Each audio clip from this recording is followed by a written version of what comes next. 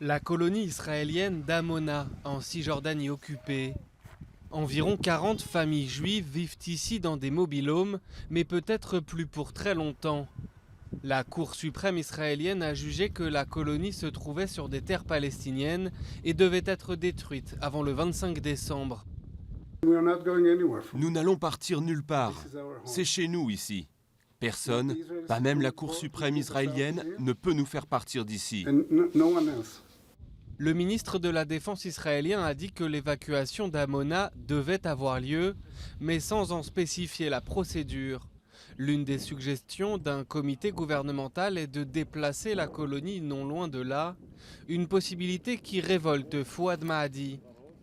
Ce Palestinien assure qu'une partie du terrain envisagé pour la relocalisation de la colonie appartient à sa famille. Cette terre est notre terre, la terre de nos ancêtres dont nous avons hérité de nos parents et grands-parents. Pour nous, la terre a une grande valeur. Quand j'ai entendu à la radio qu'ils allaient me la prendre, j'ai pleuré, comme si l'un de mes enfants était mort.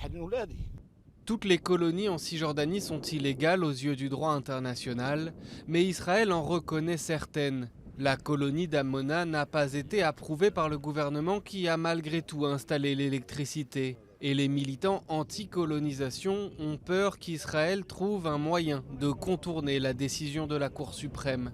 Le gouvernement israélien, sous la pression des colons et de l'extrême droite, essaye de trouver des solutions autoritaires, étranges et à notre avis illégales pour qu'il n'ait pas à évacuer.